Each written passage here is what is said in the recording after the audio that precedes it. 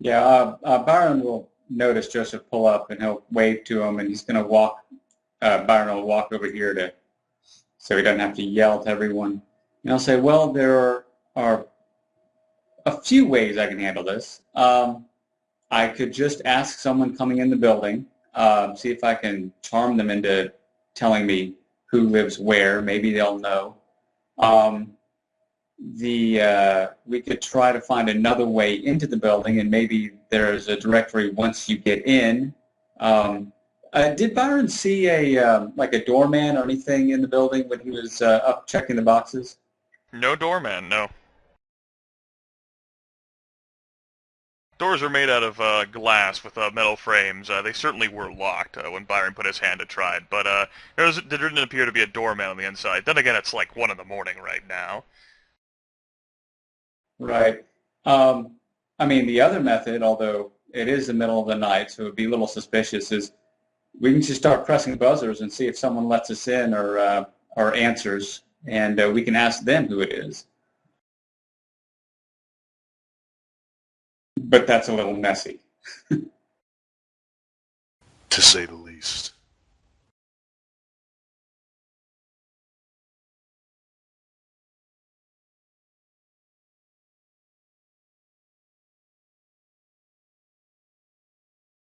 So what are your thoughts on it? I mean, it is only around 1 o'clock, so there might be at least one or two people that like went to a bar or something and might come back in the next hour or two, which would give you and possibly you too, Joseph.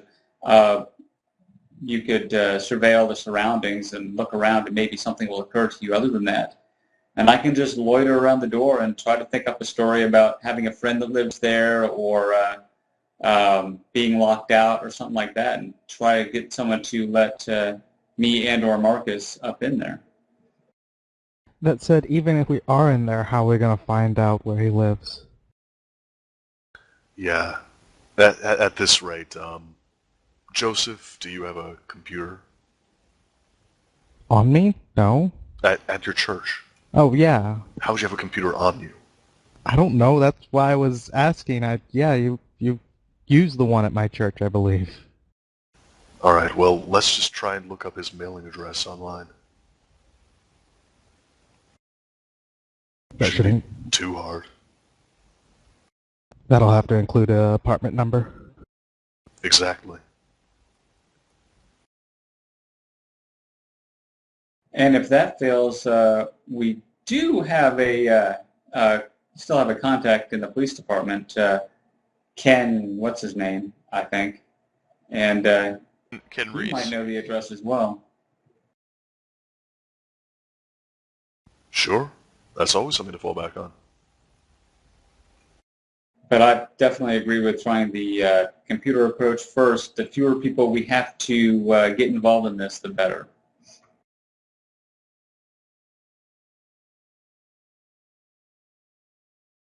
Okay, so all four Back of to you the head back church. to the church? Byron will. He'll go with Joseph. I don't know. I don't know if the other two want to stick around here. Yeah, No, Dave was planning on going back. Joseph's taking the Marcus is back. planning on going back. Okay, all four of you bundle up in Joseph's car and head back to the church.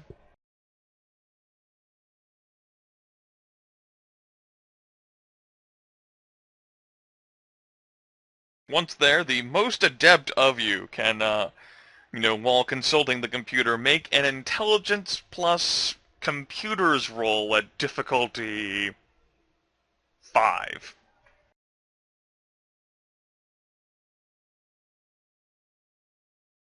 Success!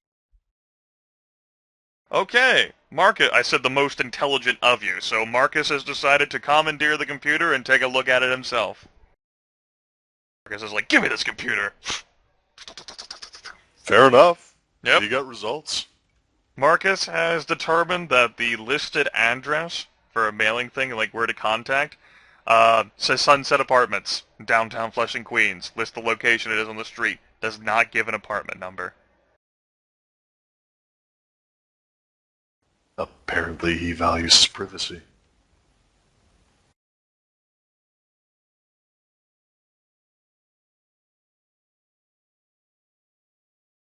Oh yes, and for anyone who has questions, these tokens on the road are cars.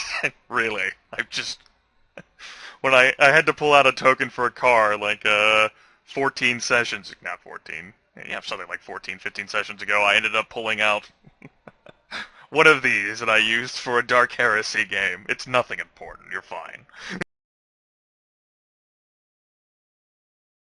It's the world of darkness. Stars have legs now. They're crazy giant robo-bugs. I mean, everyone knows that. That's what a car is.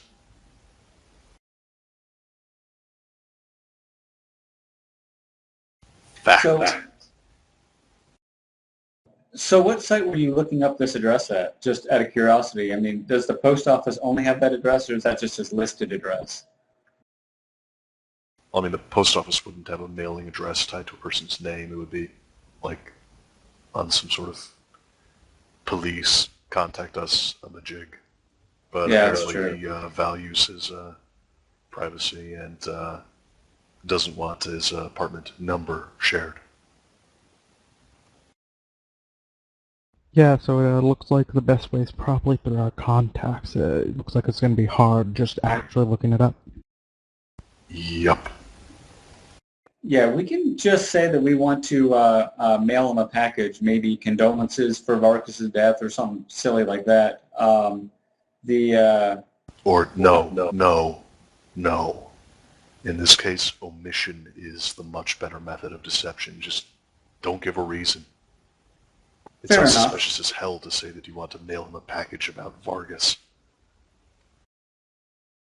That's true. Well, I mean, this isn't Byron's contact. Is it just all of ours collectively, or did someone bring... David was the one who brought Kinry-san.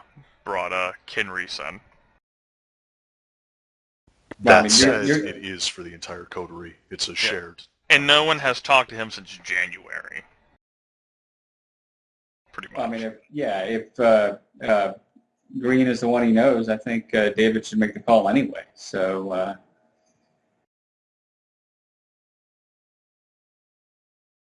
I mean, I don't know the history of this contact, how he met him, or anything like that. So I'm uncertain.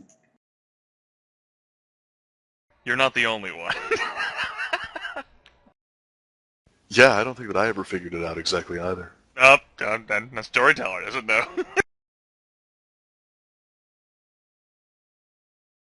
Alright, new plot hook. We all know that we know this guy, but none of us know how. Well, what I'm thinking about is ordinarily it'd be trivial. I was just like, yeah, okay, you knew this guy from before, you met him or whatever. But given your Nosferatu condition, you just having a casual acquaintance with someone kind is a little difficult. So, Yeah, it's probably a situation where David worked with both him and Vargas at some point in the past, and while he remained in much closer contact with Vargas, he mostly remained in telephone contact and such with his, just general contact rather than his ally. Yeah. Seems fair. So calling him up out of the blue at 1 a.m., or maybe it's 1:30 now. I'm just trying to put this together if it makes sense. Well, in this case, he would be probably calling up as a social call because, their mutual friend Vargas recently died.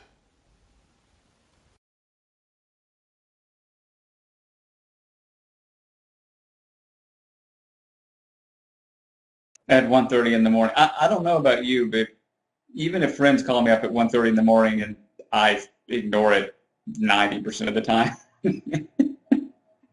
To be fair, I mean, from this guy's perspective, David probably went through some sort of mental breakdown, left his wife, and went largely incommunicado with everyone from his old life.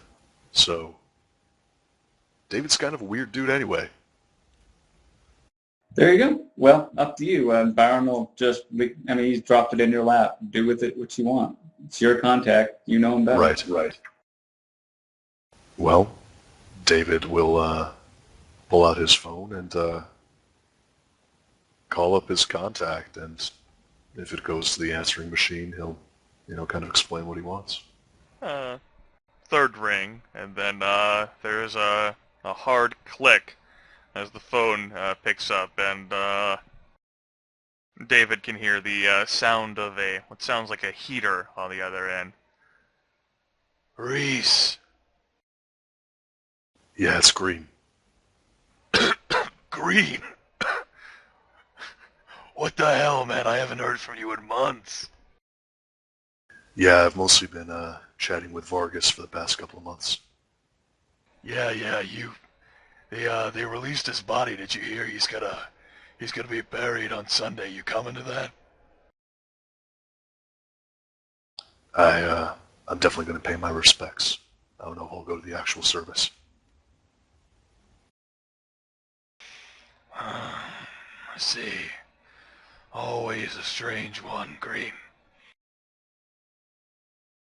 What are you here for? Shoot the shit? I mean, I can if you want, but I'm hoping you have the commissioner's mailing address.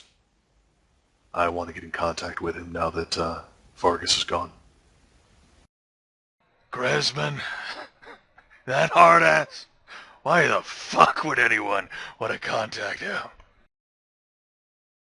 Well, I mean, I don't know if you know this, but I used to help out Vargas every now and then when he needed an extra pair of eyes. Putting your incognito talents to use. You know, I talked to your missus the other day, after Vargas died. David will actually visibly tense up with the phone held there to his ear. She didn't say anything about you.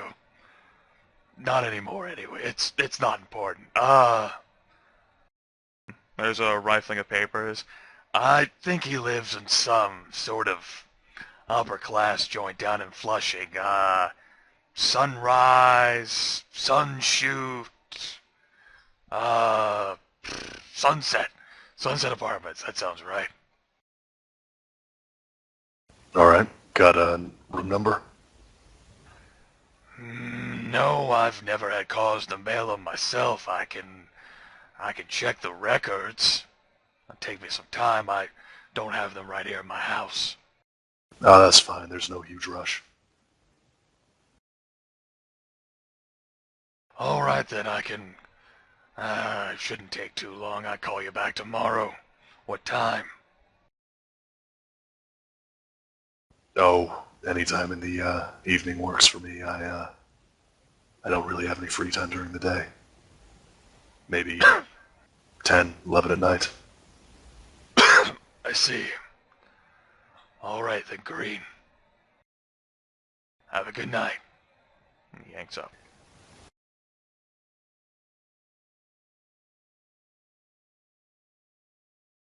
Well, looks like we'll be getting his address tomorrow night.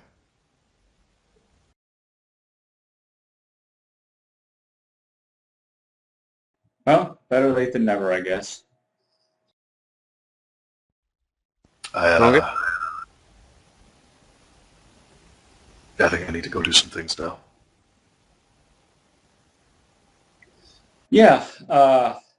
Hey, Marcus, you got some time to show me how to breathe again? Sure.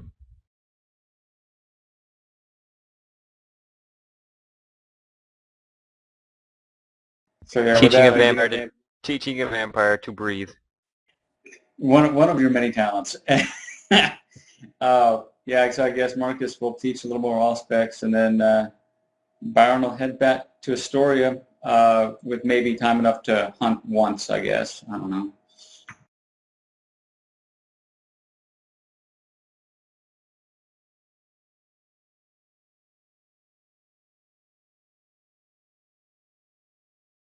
Well, if you guys are off doing that, Joseph's gonna feed. What's Joseph going to go do? feed from his herd. Oh, right. Feed. Oh, you said B. I was like, B what?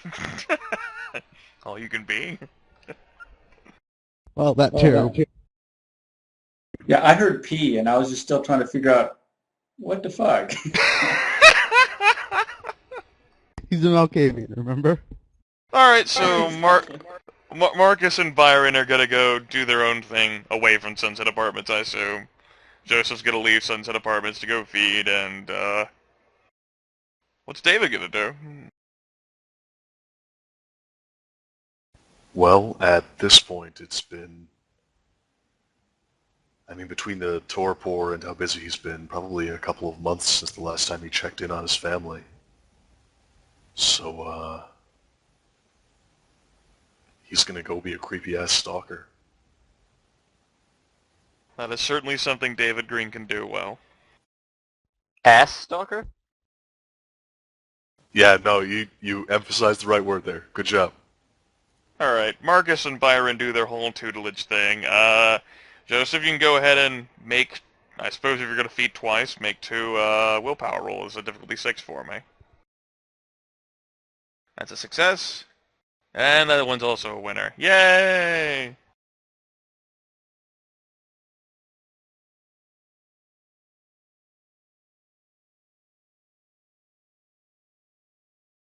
Managed to not go crazy. After the 2 hours, it'll probably be like 2:30 or something. What did Joseph want to do after that? Well, he's probably not catching police anytime, so I guess just general practicing his stuff, playing around with things, day-to-day stuff to keep his skills and up in shape. Okay. How long do Byron and Marcus spend breathing, and where do they do it? I figured we were just still at church, but I mean, if Joseph kicks us out, we can find some other place. Oh no, I wouldn't bother kicking you out. You'll be out hunting for 2 hours anyway. You can. I'm pretty sure you can breathe in his church if you want. Weird. I don't Craig will probably give you a funny look when he walks past every now and then, like, what the hell is wrong with these people? And Craig thought I was a crazy one. But yeah, I mean, it's up to Marcus because Byron would want to stick around till 4, I guess, and then he'd head back and with enough time to feed once and then go back to his haven. But if Marcus wanted to cut it short, that'd be fine too. I'm fine with it as long as you need. If you want to cut it out to ever, go hunting, it's fine with Marcus. All right. Well, let's just say that he'll cut it off and give himself about a half-hour leeway getting back to the haven. So however long that ends up taking. Okay. I mean, maybe you want to go breathe in front of Sunset Apartments or something. I don't know.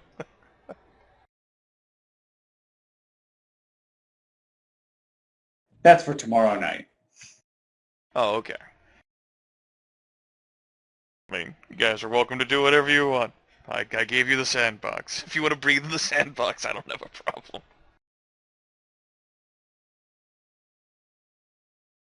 Fine breathing right. Okay.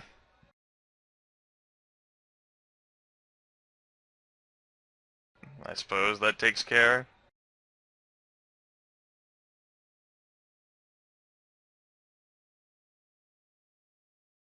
That now takes care of the rest of the night.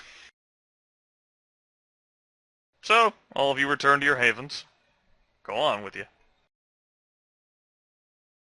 Scurry off to your various eye points. I did want to hunt one time beforehand. Okay, you can go hunt if you want. You gonna hunt in Flushing? No. I was going to go back to Astoria and hunt there and then go back to the haven. Okay, you can do that. You can give me a Wits plus Streetwise or whatever difficulty 2, because it's Friday night, baby, Saturday morning. Woo! Yeah! Woohoo! Ladies' night.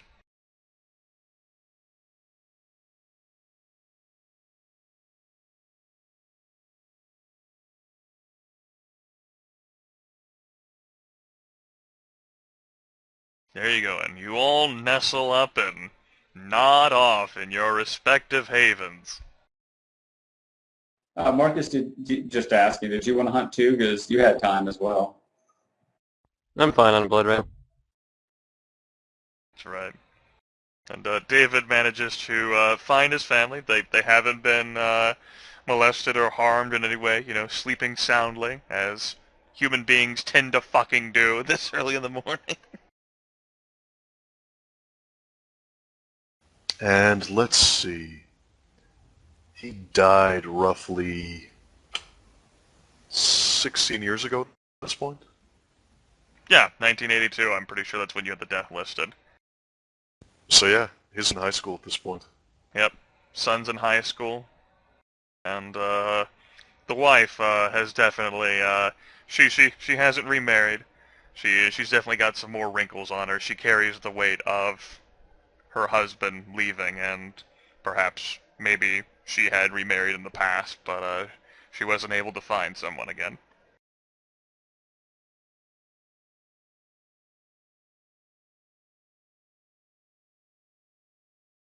At least they're safe. Yep. David will most certainly recall that disc of family details that apparently had been sent by Vsevolod Cerveni into the coterie. Any sort of published information that, he could have leaked down to, say, the Sabbat or what have you, so that they could strike at you, never occurred. They're fine. Just as he had apparently promised the coterie if they had done one little thing for him.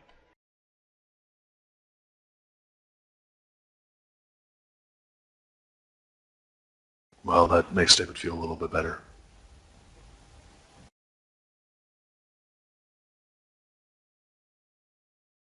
Alright. Once he finishes staring at them sleeping for a few hours, because seriously, this is some creepy shit right here, he'll head back to Astoria. Okay. The four of you return to your safe, in Marcus's case, relatively safe havens, and nestle down to sleep the Saturday away. Woo! You party animals, you.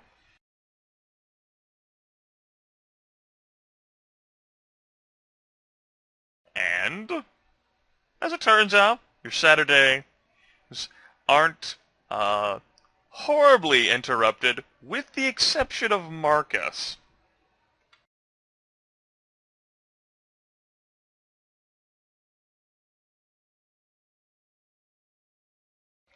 Marcus! Hi, buddy. How's it going? How many ghoul rats is it this time?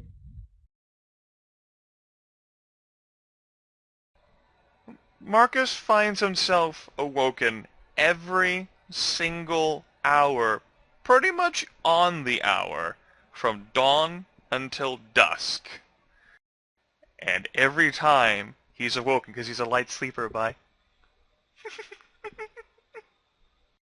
then it stops.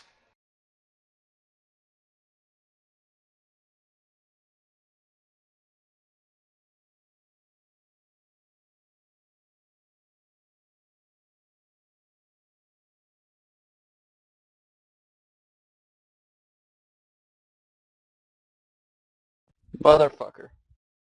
On the bright side, Marcus will actually notice that the sort of phantom pulses he had been having in his chest have actually stopped. The sort of nightmares, the constant visions he had involving the snowman fiend have gone. And since they've been replaced by nightmares of him running in sheer terror from the tower of dark gray flesh that, he shot at and then fled in terror from, screaming the entire time. But, the pulses are gone. And he no longer dreams about limbs breaking off from his body and running off. Things are looking up.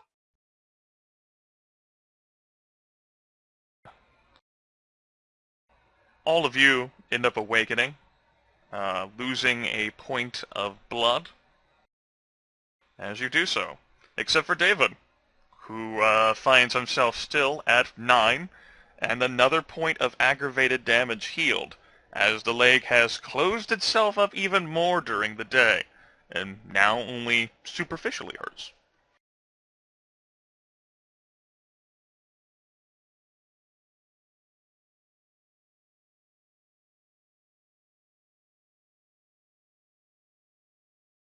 Well, David will check his answering machine to see if Ken got back to him while he was asleep.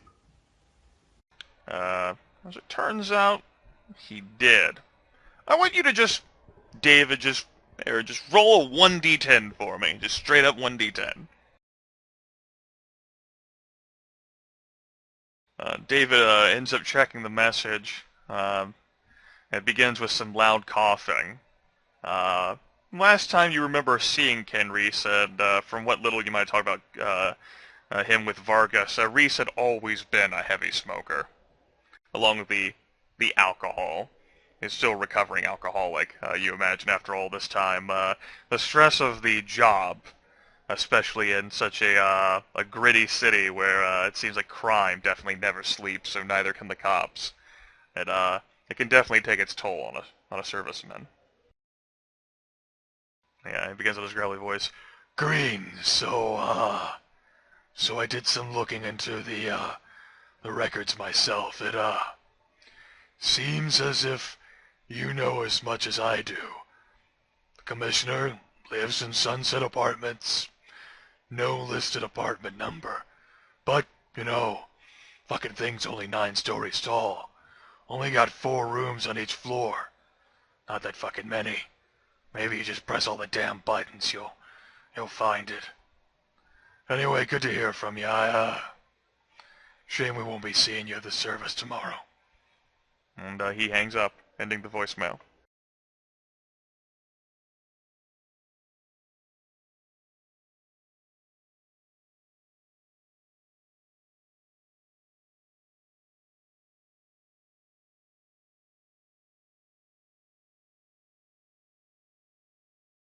All right. Well then, David's going to call everyone up. Ring, ring, motherfuckers. Hello? Hello. Yeah, What up? Ken couldn't find anything out either. Apparently he is a very private man. We'll have to find some other way to figure out what room he's in.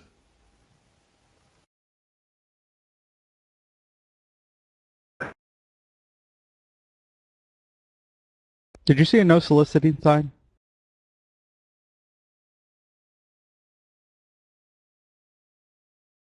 Well, I mean, the front door doesn't even open unless you get buzzed in.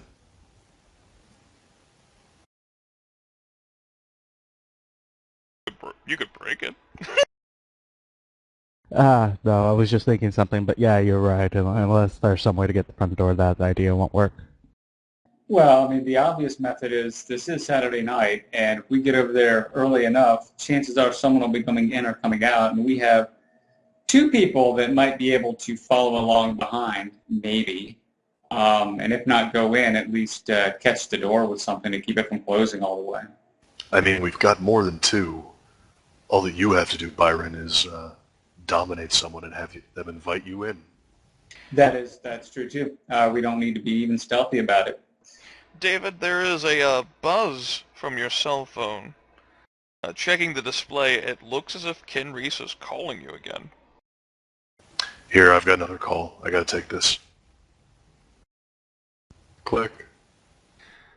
Green, Yeah? this probably isn't anything, but I thought you might be interested. The commish is an asshole, a fucking health nut. Gets rid of our vending machines in our damn precincts. Says it's not good for us. Heavy sponsor of our various anonymous things, but he's also a workaholic too. He called a friend of mine who works at the office there in Flushing. He apparently didn't show up for the office Saturday. Probably nothing. Kenny might be on some sort of fucking retreat somewhere, jogging his little heart out. Thought you might want to know.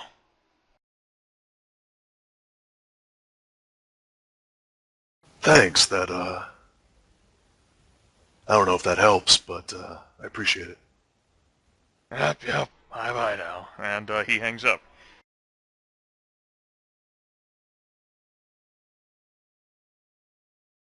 All right, David calls everyone back up because, I mean, he was the call's host. I assume that it kind of hung up on everyone. You put everyone on hold. Apparently, he hadn't... Apparently, he didn't show up to the office this Saturday, which, for him, is unusual. I'm not sure what that means, but maybe we should check out the apartments. Yeah, seems like the only thing to do in this case. I'm thinking we have a certain religious man ring the buzzers each time, ask for a name, say that he wants to bring them the glory of Jesus Christ himself. See if you can find the commissioner that way. If you can't, then we can at least check the rooms that don't answer. Well, I think this kind of stuff's normally done during the day, isn't it?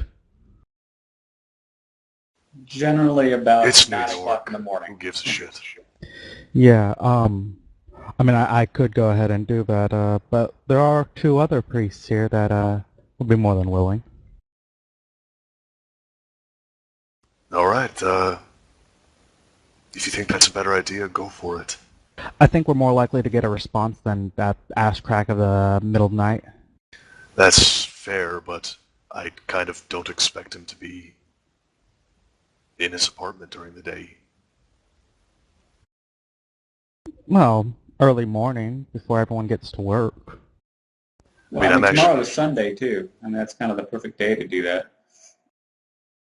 Fair enough. Yeah, it's just don't want to have me do it and middle of the night and then have someone else roll up the next day. So it's rather do them than me if it comes to that.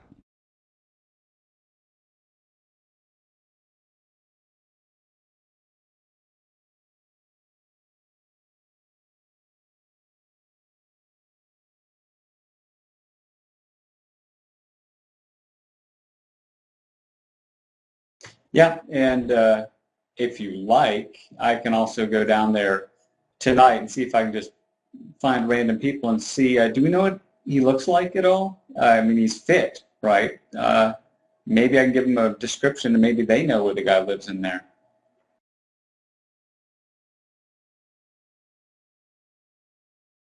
David, I'll give this option to you. Go ahead and just roll your intelligence dice straight up.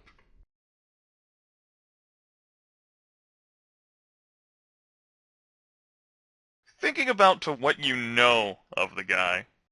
That's his token, by the way. He's nearly 7 feet tall, with a clean-shaved head and a goatee tinted with gray. His eyes are hard rocks of displeasure, and the face always seems to be frozen, at least from what you've heard and what you might have caught on television at some point, and what seems to be a perpetual glower. He tends to wear his normal clothes are like a white dress shirt and black slacks. You know, sometimes it almost seems like maybe his entire closet consists of them, because like every time he's like caught on the news or the media, he's wearing that same damn thing. Sometimes he wears a tie if he has to really do a formal things, but he apparently doesn't like to. And a heavily, heavily muscled body, readily suggesting, of course, you know, the health life that he has lived along with, you know, the fitness competitions he's participated in over the course of his life. He certainly has a recognizable face. Then yeah, David will give them, you know, details. He's a pretty hard to miss man. Right.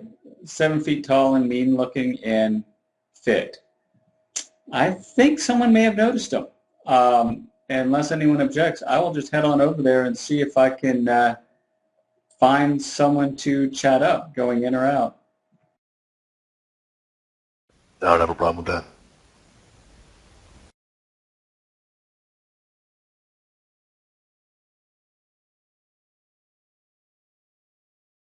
All right, so Byron will head off that way. He says, if anyone else wants to come with, that's fine, but I don't think it requires more than one person for this, and might actually spook people because I'm intending to just pick one or two people out, not large groups. So.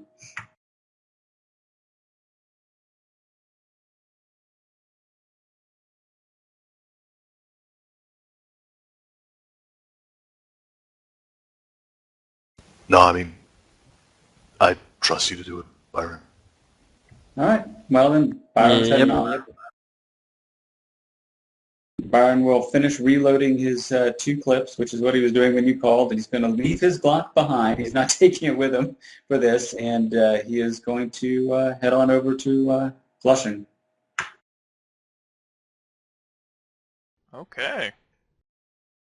What does everyone else want to do? Well, Joseph's headed to Astoria. Okay.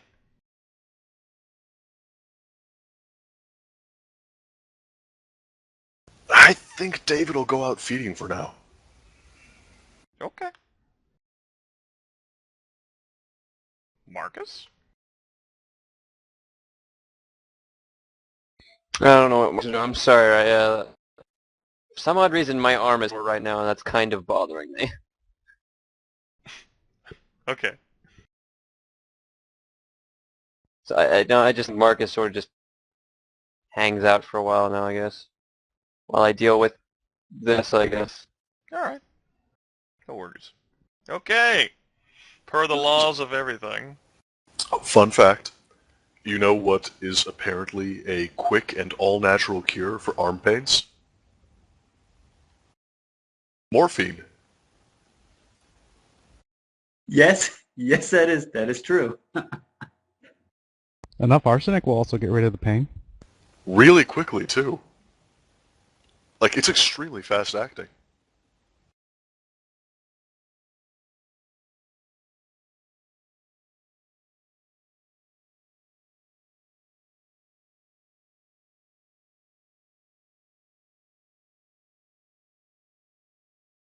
Well, Joseph is the one who arrives in Astoria first before Byron makes it to Flushing, and David has to do his hunting role.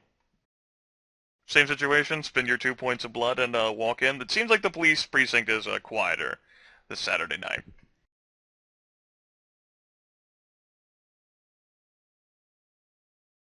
Well, yeah, they'll just walk straight in, trying to do the same exact thing. Okay. He is yet again greeted by the same young, no facial hair face of a young cop sitting behind the desk. Ah, Mr. Chung, was it? How can I help you? Looking for the same man. Yesterday I realized I forgot to tell him something I had to, and so now I'm hard to get in contact with him with my work keeping me busy all day. I actually think he's, I don't keep a loop of these things, but I think he's actually out of the city for the weekend. There's, some sort of conference, I think, up in Albany that he's attending. He'll probably be back by Monday. Ah, well, thank you. Okay, well, I guess I'll see about getting in contact with him Monday. Sorry for the inconvenience. I put the message in, but apparently he never came into the office. Just went straight up. Called him. Yeah, I remember my superiors being like that. Knowing to keep track of them. Anyways, thank you. I'll come back Monday then. He beams a smile as he can. All right. Have a good night, Mr. Chung. Get into the car, drive back to Flushing, whine about wasted blood. Byron, you can go ahead and put your token back on the road map. Like Gripson, for the Sunset Apartments. All right,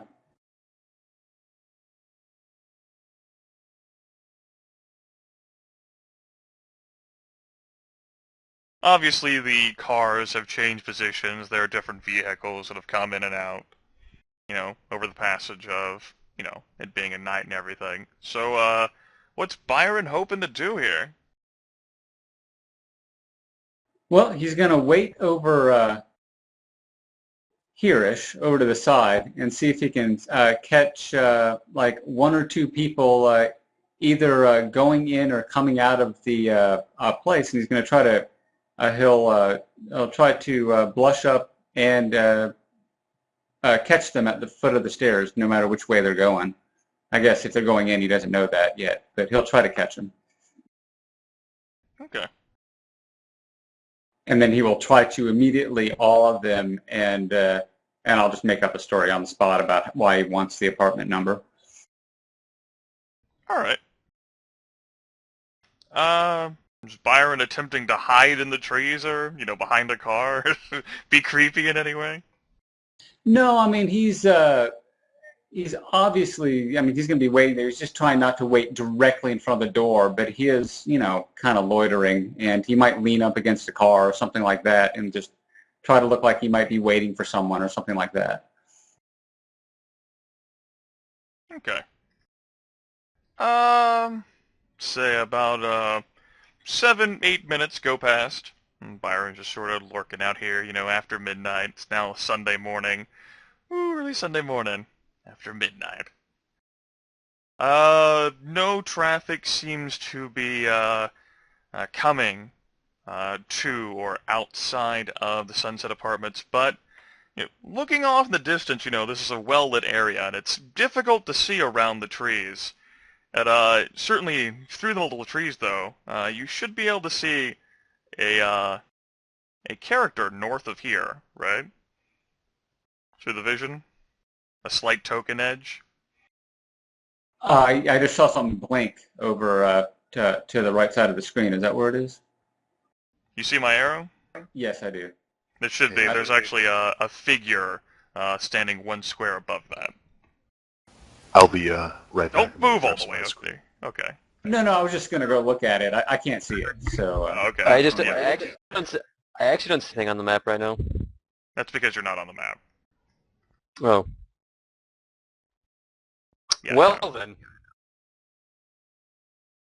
Maybe. I don't know. Byron is the one who gets to see because he's the one who's actually here. It's fine.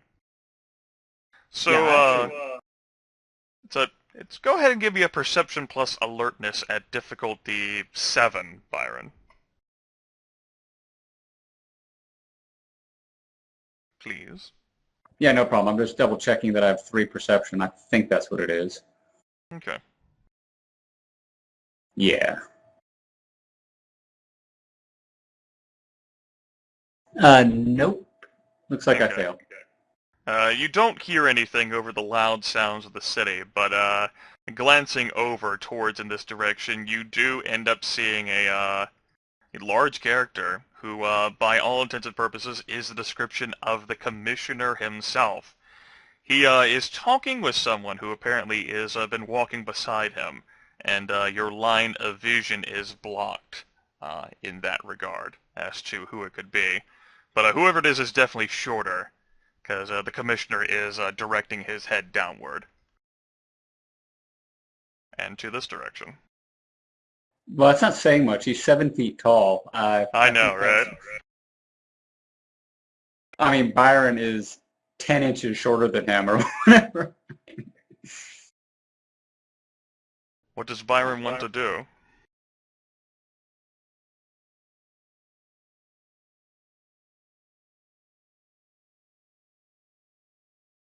Well, Byron will blush up and walk towards him, and he will try to awe him and whoever he's with. Okay. You can go ahead and take a few steps toward them as you blush up. Go to, like, right here. Where was that? Sorry, I was editing. It's fine, right here.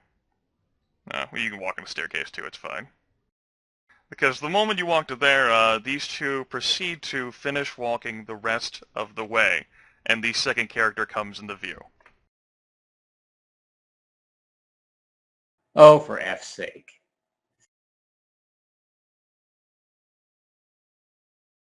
the gentleman standing next to the commissioner is a well-built black man who does stand at just 6 feet, so he is definitely coming up to the shoulders, perhaps even the chest of the commissioner, with lovely dark glasses, even at night, wearing a suit jacket, and got some dress pants on as well. He seems to be a little paler, though, than what you last recall him to be. But this is definitely Germain, and the head rotates from the commissioner to lock dead on Byron. And he holds out a hand, and the commissioner stops walking.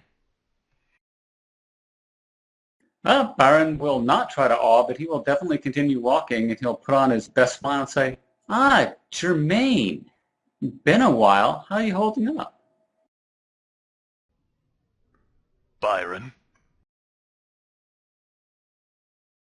It's interesting. I was actually hoping to talk to the commissioner here, but if you two are in a serious conversation, seems like The commissioner just almost seems like he's looming over the car, just sort of giving that hard scowl at Byron. Which, for the matter, he gives the hard scowl at Germain, too. Do I know you? No. I was actually going to try to introduce myself to you.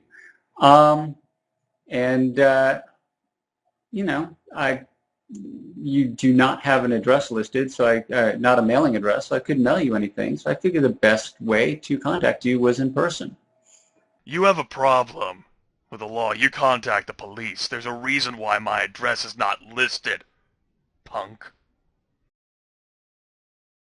Oh, fair enough then. Fair enough. Hmm.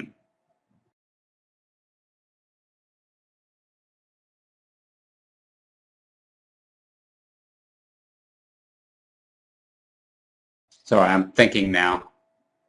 Now you have a very tall, well-built, athletic, muscular man.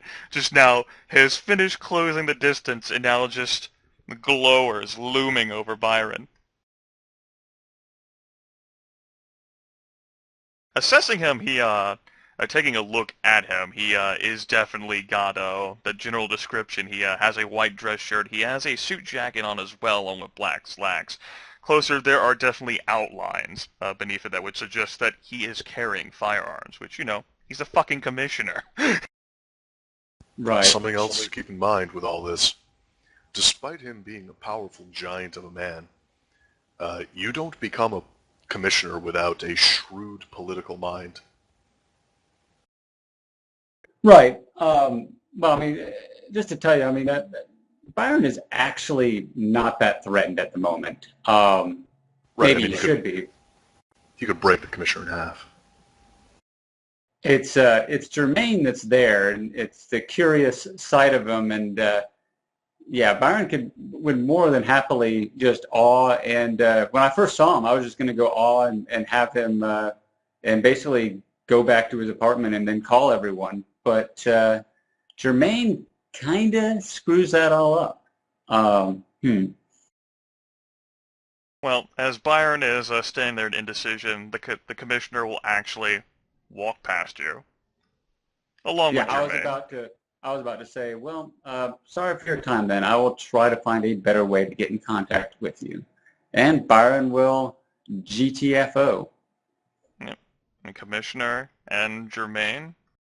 And Germain ends up giving several glances back at Byron, but they walk in and they leave as Byron does. Yeah, once I go through the door, Byron, while he's walking back to the church, will give everyone a call. He will do the whole group dial thing. David, you're in the middle of the hunting. You'd actually have to have your hunt interrupted to take the call. Well, it'll take it in case of something important. Okay, and Joseph, you've just arrived back at the church. Marcus is feeling phantom arm pains.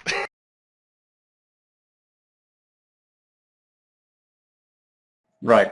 Well, Byron will just start off once he hears everyone join, he'll say, all right, yeah, I saw the commissioner. I approached the commissioner, but he was walking with Jermaine Wallace, so I aborted. That's the ghoul you hired while I was in Torpor? It is, and I'll say that he looked a little paler than he did the last time I saw him. I mean, not going to come out and say it, but connecting the dots. Connecting the dots, we should have shot him while we had the chance. Yeah, but A, I don't have a gun with me, and B, even if I did, probably trying to gun someone down in front of a police commissioner in front of his house would be a bad idea. But especially since Jermaine is supposed to be, what, 7th generation if he was embraced by Sevalot? Yeah, I think that's what it would be. So yeah, he would be, I mean, I don't know your actual generation, Byron, but I expect he would be quite a match for you, plus having combat skills. Yeah, I mean, well, you, yeah, I don't know if I could take him.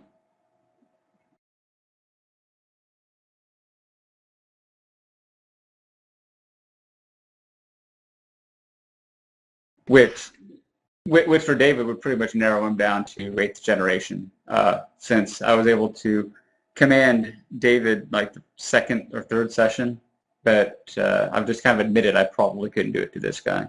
Oh, sorry, I just had to interrupt. I took a look at the chat. I love what Sean wrote. Is that who I think it is? Why did you not bring your gun?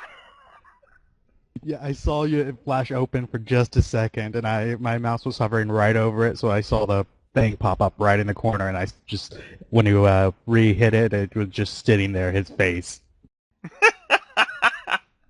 Yeah, I don't know if you're, my one comment, I hovered over him and saw the name, and I said, like, shit, or something like that. I can't even remember what I said.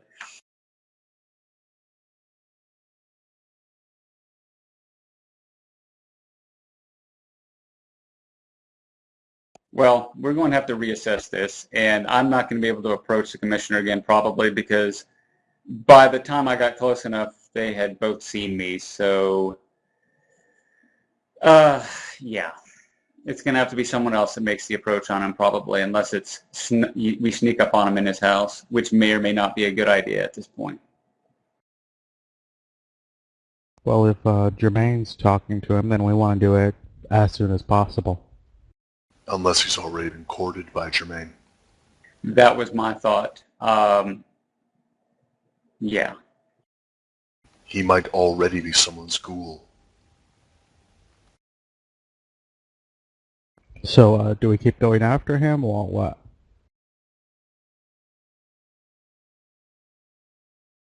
I don't know. I'm open to suggestions.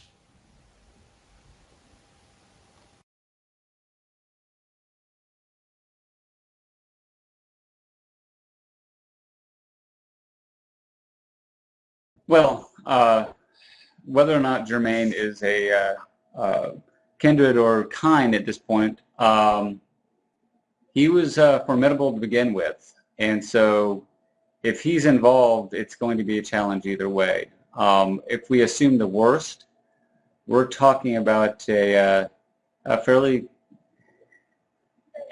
high generation but lower powered vampire. We could potentially take him as a group, but he could probably pick off several of us one-on-one if he got the drop on us. How bad of terms did you leave him on? Or did he leave you on, rather? Surprisingly good terms. He said that Sevalond wanted 3 vampires, and that some of our coterie fit the bill, and that rather than take us, he was going to go somewhere else. So it was, I mean, the last decision was not to kill us, despite it being the easiest thing to do. to get power. So I'd say fairly good terms. That said, I don't trust him. Is a parlay impossible then? Could try. Yeah, if we knew how to get in touch with him. We knew his phone number once. Although my phone is gone, someone else might have it stored on theirs. I mean, you got in contact with him by a match, right? Yeah, I was about to say, calling up Matt, he'll almost certainly have his number no matter what.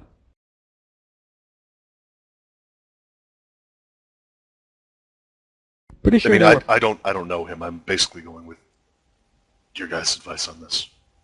Yeah, I'm pretty sure they were friends, more than just business partners, considering Match informed him of my purchases.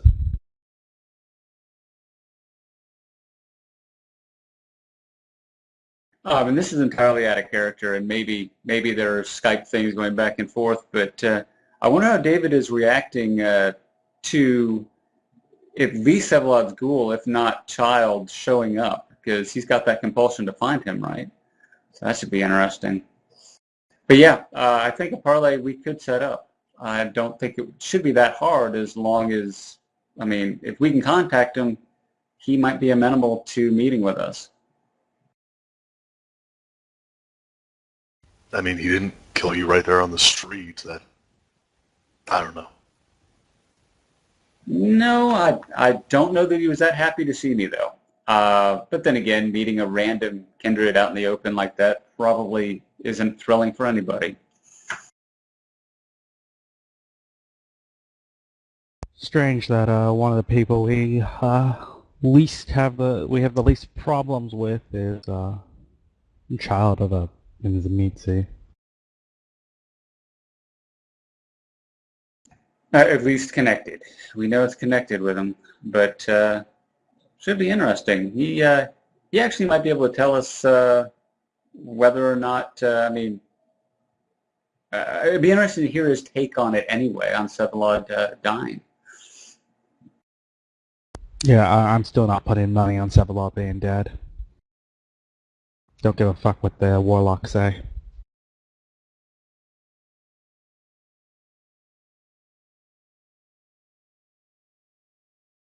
So, how do we go about? Well, I guess someone will call match. Someone want to do that right now, or you want me to? Yeah, why don't you? I'll be at your church momentarily. I guess I'll head over there too. Marcus? Is Jordan still gone? No, I've been here this entire time. Okay. I just haven't been talking. Still having arm pains? Yeah, man. Probably gonna take him to get rid of the pain here in a minute.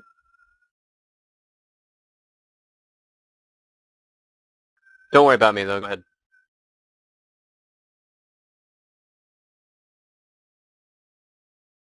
Alright, well, with all of that talked about, I guess David will head to the church. Okay. As will Byron from Sunset Apartments. And Joseph? We'll make that call immediately. 2 rings.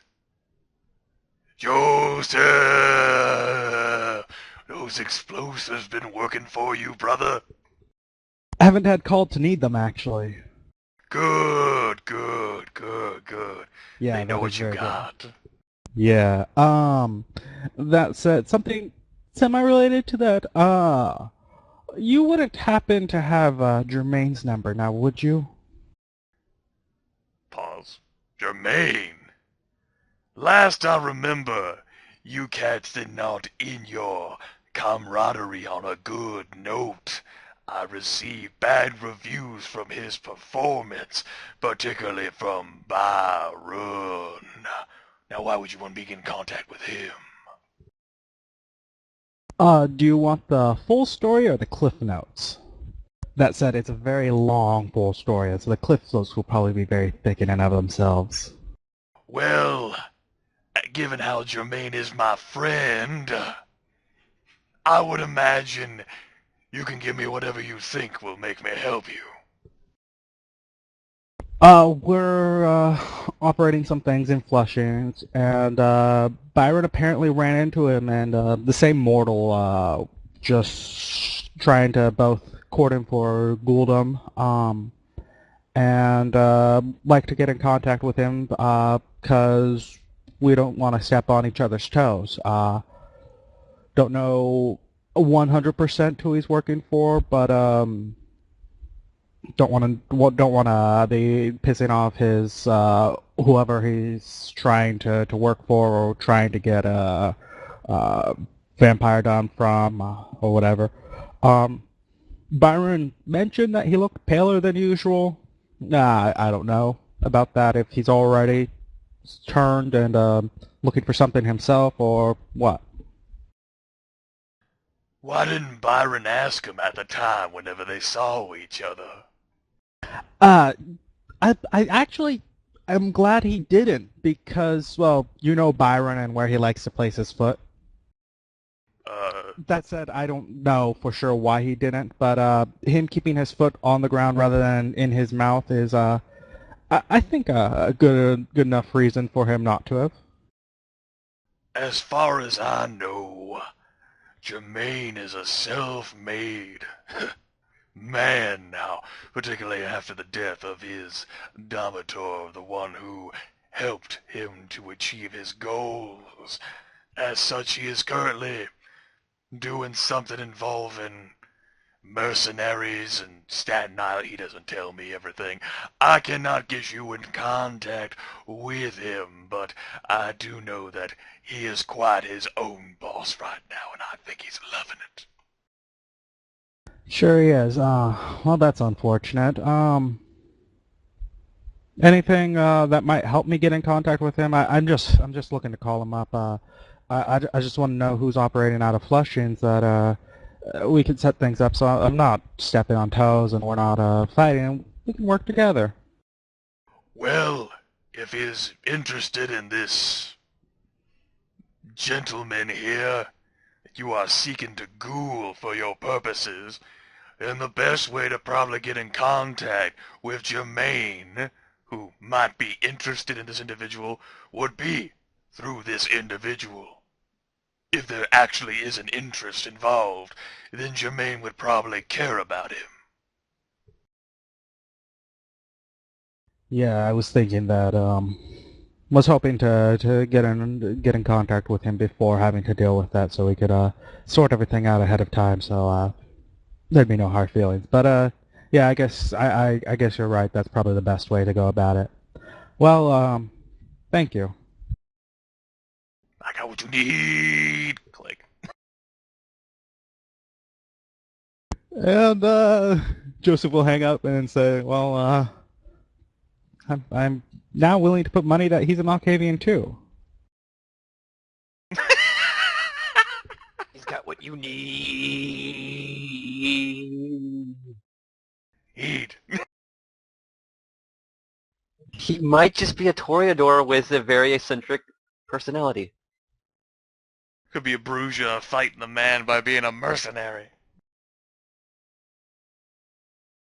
Could be a Ravnos who likes to keep the whole thing under wraps. Could be a mortal that's good at playing games. Jermaine. Jermaine would just have to be completely oblivious to Max. You know, he does that so well with how he charms women. He's actually human? Shit!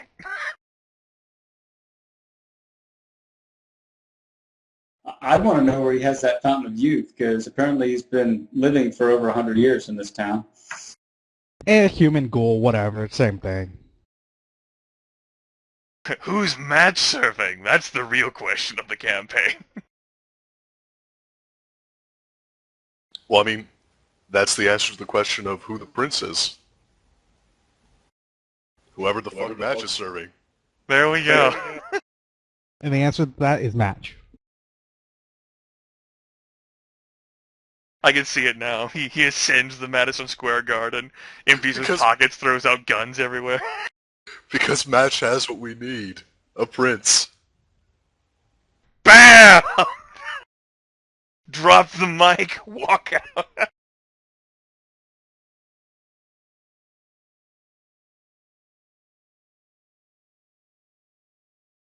I'd laugh. Alright, so the coterie is simple as a Joseph's church after he's left thinking that Batch is a Malkavian.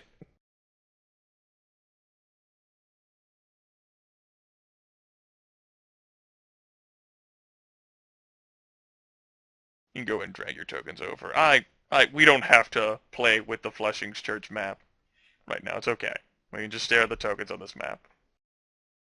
So, But explosions. you know what? Keep it in the background's probably a good thing. I don't want it to explode. That's right. It's gonna be where his car is. Off screen where it can die without problem. Oh, jeez. That said, once everyone's assembled, just will say, yeah, so Match said doesn't have contact information for him right now.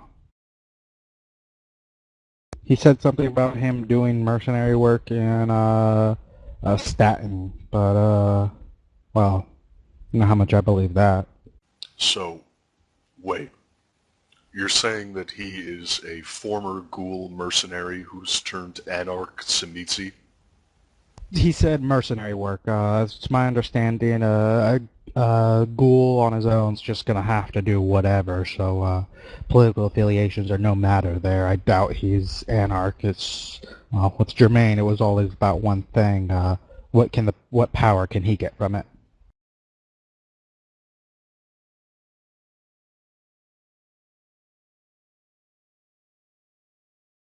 So are we not getting in contact with him then?